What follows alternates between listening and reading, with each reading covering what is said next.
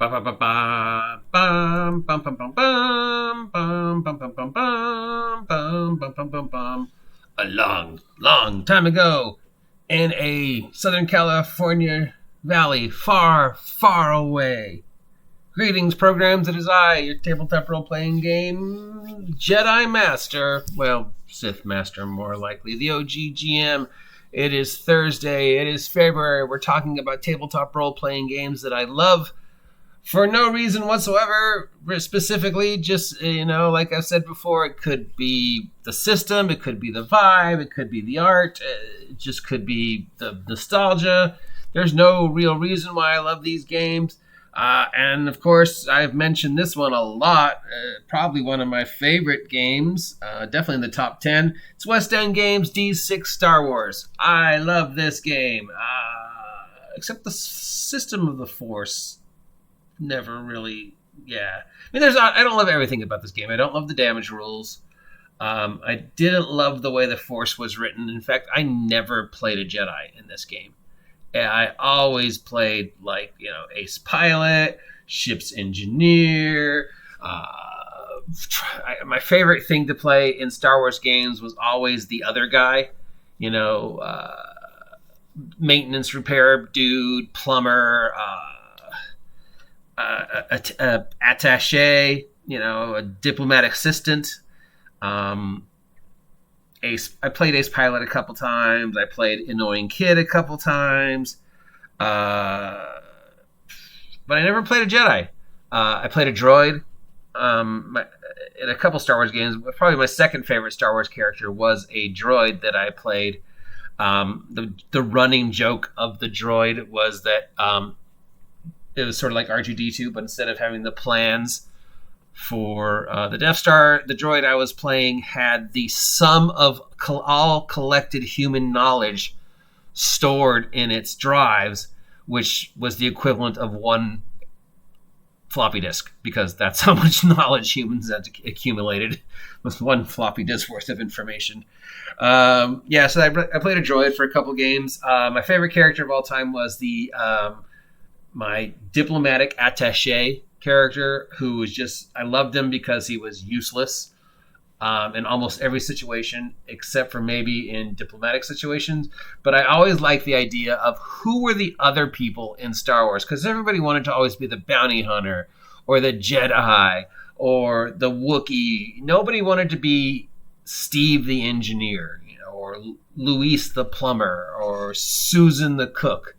And I was always like, there's other people in Star Wars. I mean, there's other people on the Death Star. There's other people fighting the rebellion. There's other people who have jobs. And, and the things in Star Wars affect everybody in that galaxy, not just a select few super duper mercenaries. I get it that, Jedis are cool and bounty hunters are cool and Wookiees are cool and ace pilots are cool, but somebody's got to clean that spaceship and somebody's got to be the engineer that fixes the robot. So that was my sort of running theme whenever I played Star Wars West End games, was like, I always wanted to be the guys who were just sort of affected by the Star Wars stuff on one side or the other, and just, kind of like, I'm Susan the electrician, So yeah, I played this political attaché. He was an assistant to a diplomat.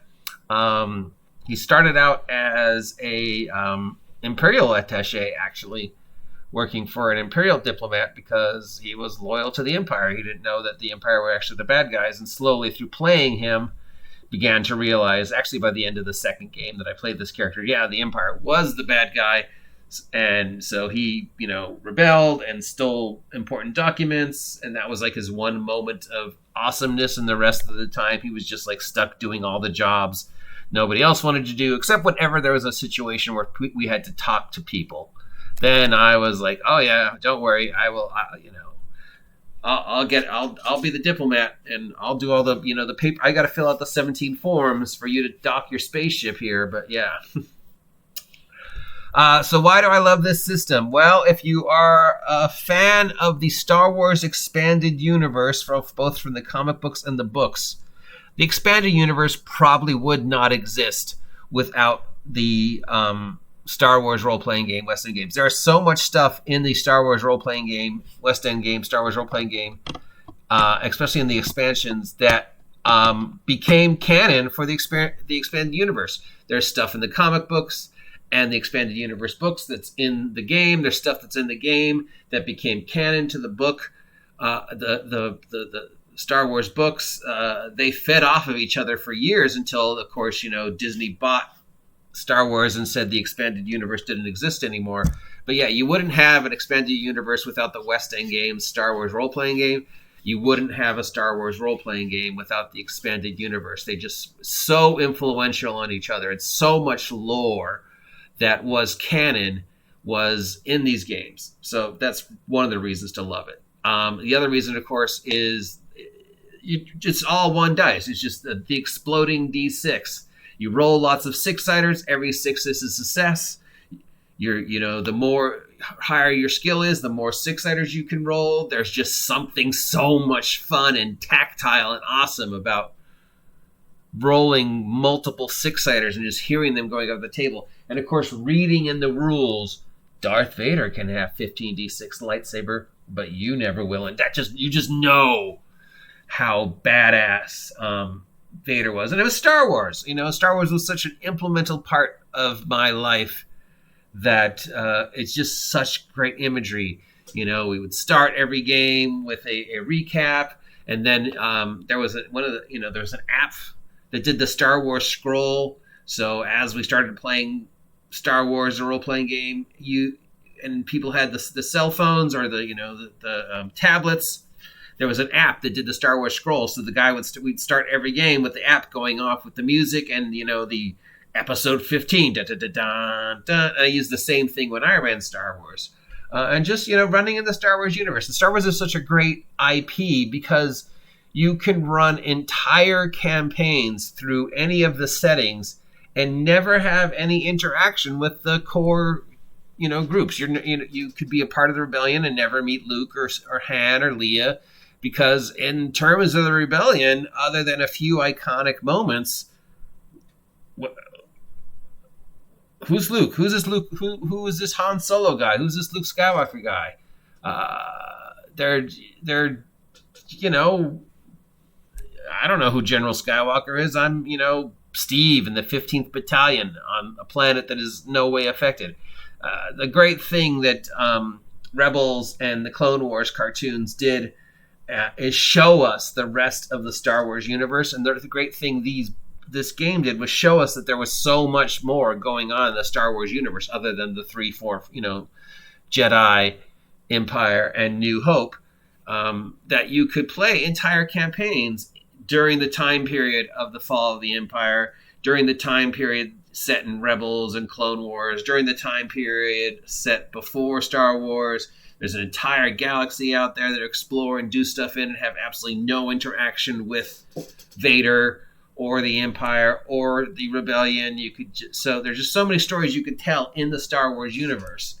That it's just it's a fantastic place to play in. And the system was just perfect. Of all the Star Wars systems, I don't think any system has captured the feel of Star Wars. I mean, I know a lot of people say the D20 system came really close, but there's just something about rolling all those 6-sided dices and watching that 6, and watching the exploding 6 and having the wild dice. So the way it worked in Star Wars from the second edition on was you had a wild dice. So you always had 1d6, and that was your wild dice. And then you could raise things, so you could have like a strength of 3d6 or a pilot of plus d6 or whatever, or 2d6 plus 4. But one of those was always a wild dice. So if the wild dice rolled a 6, you could add new dice and add another 6-sider. And if that one rolled a 6, you could add another 6-sider. And you could the wild dice was exploding. All the other dice could only go 1 through 6, 6 being a success, or and stuff like that. But then the wild dice was exploding. So if that got a 6, you could roll the wild dice again. And if it was another 6, that was just another way that added to the tension and the excitement and the may the force be with you, So yeah, just the iconic imagery, the system, everything about the Star Wars universe was great. If there's anything bad about it. The damage rules never really made sense. It took a long time to figure out, how much damage my character just took and stuff like that, and how much the armor absorbed. And the Force could have been written better. In some of the expansions, they did a better version of describing how the Force worked and all the different Force powers. Plus, there were tactical rules, especially when, you had the little Star Wars-sized micro machines and then the Star Wars tactical miniature game, so you could play out Star Wars space battles with actual X-Wings, and that was cool, too. But probably just the best thing about it is it's Star Wars. And if anything, encapsulates the iconicness of being a geek in the 70s and 80s, it's Star Wars. I mean, Star Wars is one of the, if not the most influential science fiction things in the world, especially with the expanded universe. But just, the world changed. Science fiction, fantasy, everything changed from the very first moment we saw those words a long, long time ago. So to grow up as a Star Wars fan, and I was a Star Wars fan. I mean, I had Star Wars fucking wallpaper on my walls when I was a kid, which, hindsight being 2020, probably should have kept because now it's probably worth a lot of money. I had Star Wars toys. I just, man, it was just so awesome. I saw Star Wars probably 20 times as a kid. I saw Empire probably 10 times. I saw Jedi like 5 times. I saw Phantom Menace. Oh, God, how many times? My friend Julie dragged me to see Phantom Menace like a dozen times. We saw it a dozen times, and she just loved it every time. By the 3rd time, it got boring. 4th time, it got boring. But just, it was still Star Wars. Saw the second one, Clone Wars, probably 5 times. This is all before the Disney Channel. I've watched them all again on the Disney Channel. I watched Rogue One so many times on the Disney Channel just for that ending scene leading into the opening scene of A New Hope with Vader. Getting to watch Vader kick ass is always awesome. And of course, thanks to the Disney Channel, I get to watch Rebels, I get to watch Clone Wars, I get to watch all the Lego Star Wars, I get to watch The Mandalorian, I'm going to get to watch, Book of Boba Fett. I'm going to, the way the universe is constantly growing. And yeah, sure, there's the stuff with Rey and Kylo Ren, but we don't count those. Much like some of the stuff from the prequels with the whole midichlorian stuff. It's like, yeah, that never happened. But, Rogue One definitely happened.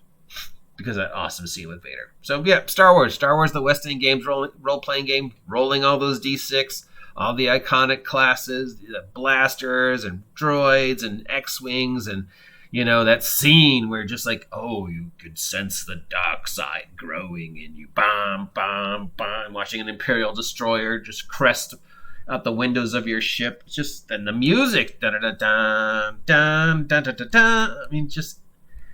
It's so hard to put into words why I love this game and why I love Star Wars, but it's, as with most of these games, you kind of had to be there to be a kid growing up in Star Wars when Star Wars hit in the late 70s and early 80s, and just being part of that iconic moment in time. Yeah, it's one of my all-time favorite systems. It's one of my all-time favorite movies. Yeah, so there we go. Another game I absolutely love for reasons. The only flaw I ever found in the system was damage rules, and the Force could have been written better. Other than that, it's a perfect system. It captures the feel of Star Wars so well.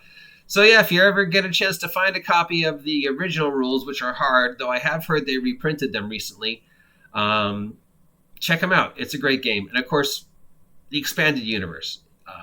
The West End games, Star Wars is so instrumental to the creation of the expanded universe. You really can't have one without the other. So yeah, check it out. Head on down to your friendly local game store and see if they have a copy.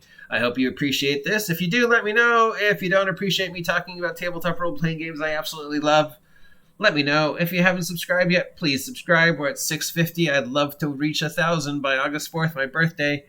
It's Thursday. It's noon. It's cold and windy here in Ventura, California, and I am super sleepy. Oh, I did survive my trip to the dentist, by the way. But I have to have a root canal. Yay! Till next time. You cannot know the power of the sandwich side of the Force. Trust me. I am your OG GM. No, that's not true.